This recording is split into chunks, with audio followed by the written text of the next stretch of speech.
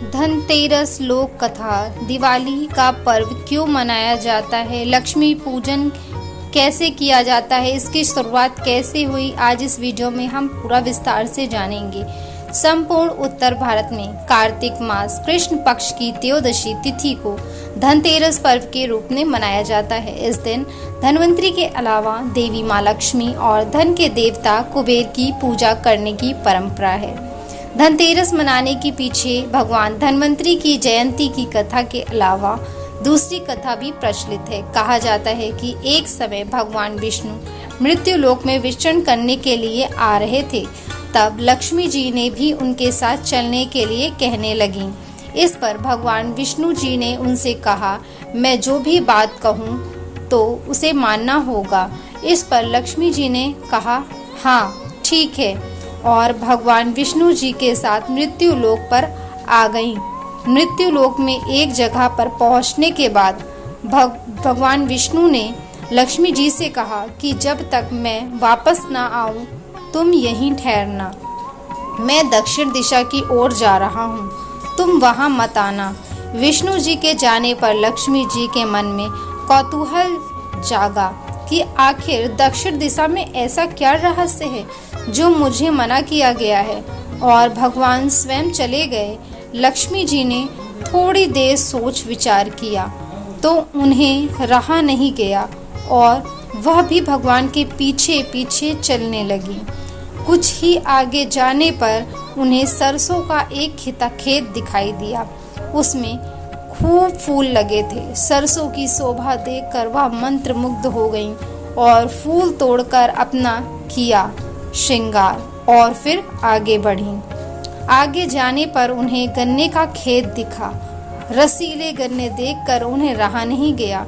उन्होंने गन्ना तोड़ा और उसका रस पान करने लगी। कहते हैं कि लक्ष्मी जी को ऐसा करते हुए भगवान विष्णु ने देख लिया तो उनसे नाराज हो गए।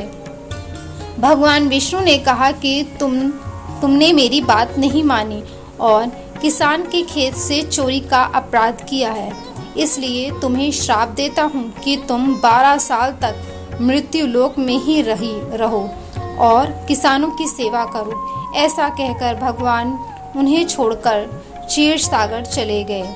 तब से लक्ष्मी जी उस गरीब किसान के घर रहने लगी। एक दिन लक्ष्मी जी ने किसान की पत्नी से कहा कि तुम स्नान करने के बाद मेरे द्वारा बनाई हुई इस देवी की पूजा करो, इसके बाद रसोई बनाना।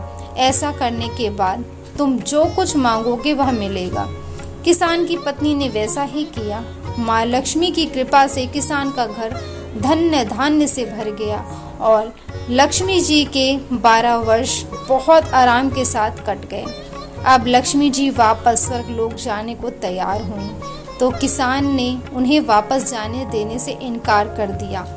तभी भगवान विष्णु वहां प्रकट हुए और किसान से कहा कि लक्ष्मी जी चंचल हैं, इन्हें कोई भी एक जगह ठहरने से नहीं रोक सकता। इन्हें 12 साल तक आपके यहाँ रुकने का श्राप था, इसलिए यह आपके पास थी। तभी लक्ष्मी जी ने किसान का मन रखने के लिए कहा, जैसे मैं कहती हूँ वैसा करो।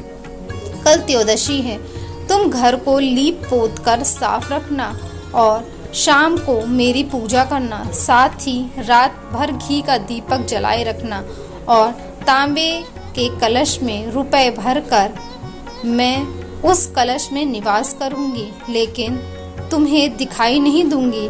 किसान ने वैसे ही किया तो उसका घर धन धान से भर गया। इसके बाद लक्ष्मी जी की दीपक की ज्योति की तरह सभी दिशाओं में समा गईं। किसान की इस कहानी को सुनकर हर साल धनतेरस को महालक्ष्मी की पूजा करने लगे।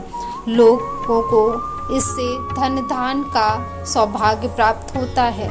जैसे माँ लक्ष्मी ने किसान को धन धान्य से उसका घर भरा, वैसे ही माँ लक्ष्मी सबका घर धन धान्य से भरे।